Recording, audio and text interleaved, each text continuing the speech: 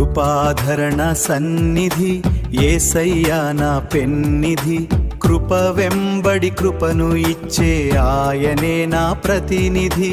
ఆశ్రయుడా నా నిత్యాధారమా, సౌందర్య పూర్ణడా నిన్నే స్తుతించేదా.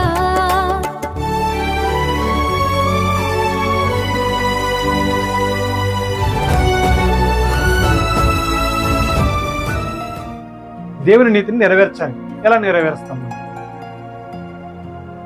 మన ద్వారా అవుద్దా దేవుని నీతిని నెరవేర్చే? కాదా? ఎక్స్క్యూజ్ మీ, అలా అవుతున్నారేంటి?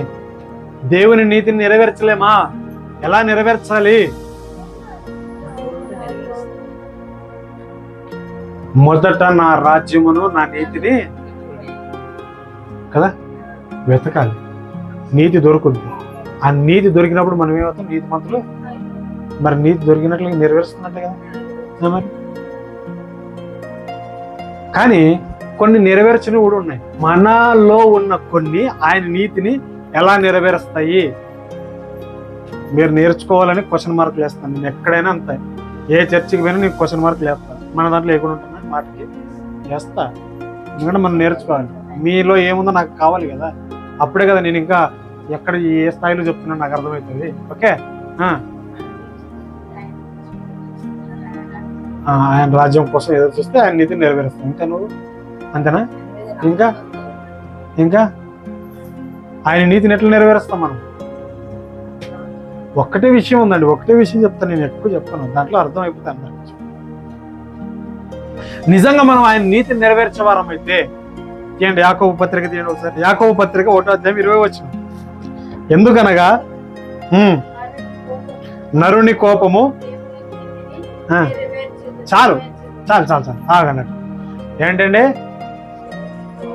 నరుని ఇంకోసారి చదవండి అందరూ ఒకసారి. ఎందుకనగా నరుని కోపము దేవుని నీతిని. దేవునికి స్తుతి కలుగును గాక. మనం ఏమి చేసినా కూడా ఆయన మహిమార్థమే చేయాలి. మనం ఏం మాట్లాడినా దేవుని మహిమ చేయాలి. మనం ఏమి చేసినా ఆయన ఘనత వచ్చేటట్టు చేయాలి. ఈ కోపము ద్వారాగా ఆయన ఘనత వస్తుందా? ఈ కోపము ద్వారాగా ఆయనకు మహిమ వస్తుందా? ఈ కోపము ద్వారాగా ఆయన అన్ని జనులు ఎదురుగా మహిమ పొందగలుగుతారా?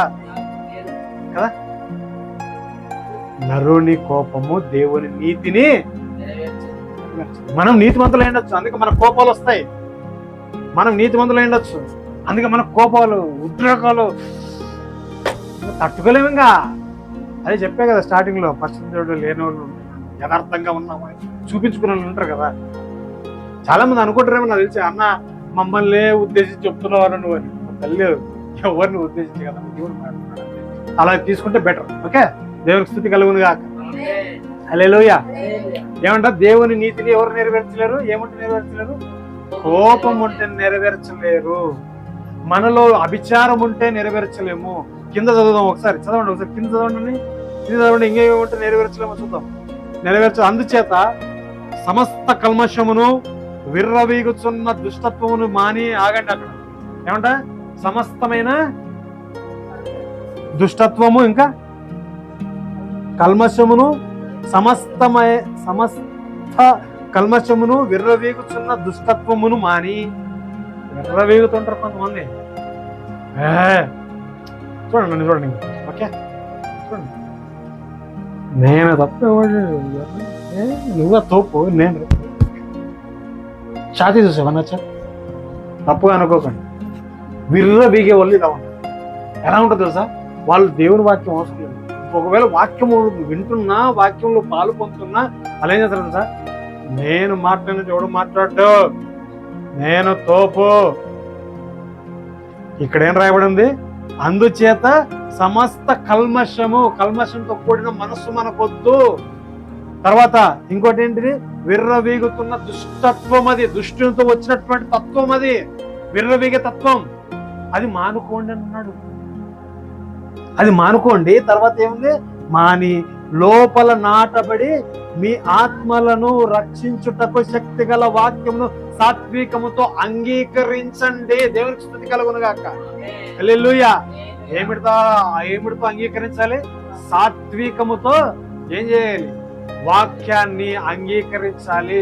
మనకు కోపాలు ఉన్నాయండి, మన మానవులు కాబట్టి కోపాలు ఉన్నాయి, ద్వేషాలు ఉన్నాయి, అన్ని ఉన్నాయి. కానీ అవన్నీ కూడా ఏమి నెరవేర్చవు? దేని నెరవేర్చవు? దేవుని నీతిని నెరవేర్చవు. దేవునికి స్తుతి కలుగును గాక.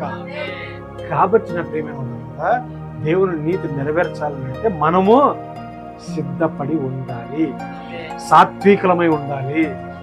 మనం ఇంకా చెప్పాలంటే మన ధన్యతలు ఉన్నాయి కదా, ఆత్మ విషయంలో దీనత్వం కలిగి ఉండాలి. బయటికి దీనత్వం కలగ చూపిస్తామండి. దీనత్వం అంటే మనం వచ్చే వారం దీని గురించి నేను పాఠం చెప్తాను కొన్ని విషయాలు. దీనత్వము, ఆత్మ విషయమే దీనత్వము. తర్వాత సాత్వికము. నేను సాత్వికండి. ఎవరన్నా కొట్టుకొని సావని నేను కోరు వాళ్ళ మధ్యలో నేను సాత్వికం. ఉన్నారా లేదా మన మధ్యన? అరే పరిష్కారం చేద్దాము, ఒక మాట మాట్లాడదాం, మన బాధ్యత ఉంది కాబట్టి ఒక మాట మాట్లాడదాం అనుకుంటే నో ప్రాబ్లం. మీలో మీరు కొట్టుకు సావండి, నేను సాత్వికుడిని, నేను పల్లెత్తి మాట అంటే ఇది అవసరమా? సాత్వికునిగా ఉండమని చెప్పింది ఆయన. నీ దగ్గర పరిష్కారానికి వచ్చినప్పుడు నువ్వేం చేయాలి? పరిష్కారము తీర్పు తీర్చొద్దు. నువ్వు తీర్పొద్దు, పరిష్కారం చెయ్యి. సరే ఇది మీ మధ్య గొడవ కదా, సరే ఆ గొడవను వదిలేసి మంచిగా కలిసి ఉండడం చెప్పు, అంతే. అంతకు మించి నువ్వేం చేయొద్దాడా? దేవుని నీతిని నెరవేర్చేది ఏంది? కోపం కాదు, సమస్త దుష్టత్వం కాదు, విర్రవీగుతున్న తత్వం కాదు, కల్మషం కాదు. ఇంకా కిందికి ఏముంది? మాని లోపల నాటబడిన వారై, నాటబడింది మీ ఆత్మలు రక్షించుటకు శక్తిగల వాక్యమును లోపల నాటబడి. వాక్యం ఎక్కడ నాటబడుతుంది? లోపల నాటబడుతుంది. ఆ నాటబడిన వాక్యము మనల్ని సరిచేయాలని అంటే మనం ఏం చేయాలి? ఎలా అంగీకరించాలి? సాత్వికముతో అంగీకరించాలి. అంగీకరించే మనసు ఉంటే దేవుడు ఎలాంటి వారినైనా ఎన్నుకుంటాడు. దేవునికి మహిమ కలుగును కాక. హల్లెలూయా. అందుకే నరుని కోపము దేవుని నీతిని నెరవేర్చదు. కోపపడుడి గాని కంప్లీట్ చేయండి, తెలీదా? కోపపడుడి గాని పాపము చెయ్యొద్దు.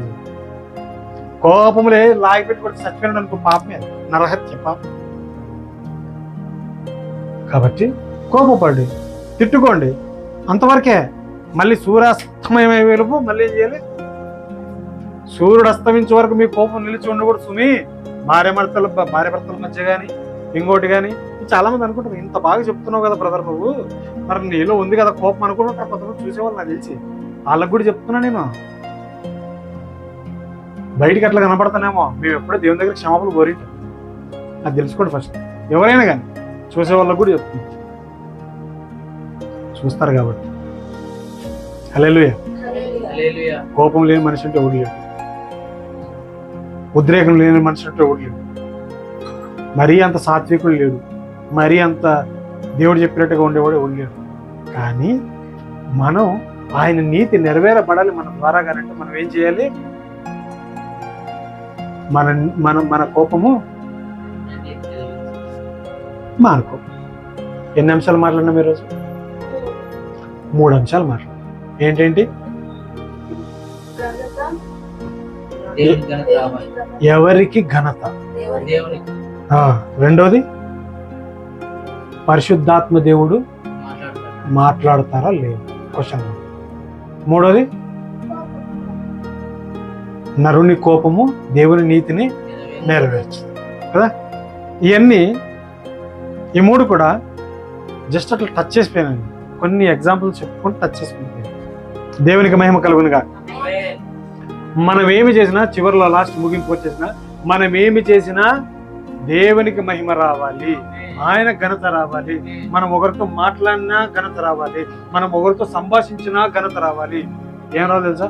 దేవుడు మాకు ఇట్లా చేశాడు, దేవుడు మాతో ఉన్నాడు, దేవుడు మాకు ఇట్లా చేశాడు, దేవుడు మాకు అలా చేశాడు, దేవుడు మాకు ఇది చేశాడు. అట్లా ఇదే మహిమ. నేను సంపాదించుకున్నాను ఏం చేసినట్టు మనకు వస్తుంది. ఓకే, మనది కాదు అసలు. మనకు ఆరోగ్యం ఇవ్వకపోతే మనం ఎంతటి వారము, మనకు ఆయుష్ని ఇవ్వకపోతే మనం ఎంతటి వారము, మనకు ఊపిరి ఇవ్వకపోతే మనం ఎంతటి వారము. ఈ రాత్రి మనం చచ్చిపోతే మనం రేపు బతకపోతే మనం ఎంతటి వారము కదా. ఆయన ఆయనకి స్తుతి, ఆయనకే ఘనత.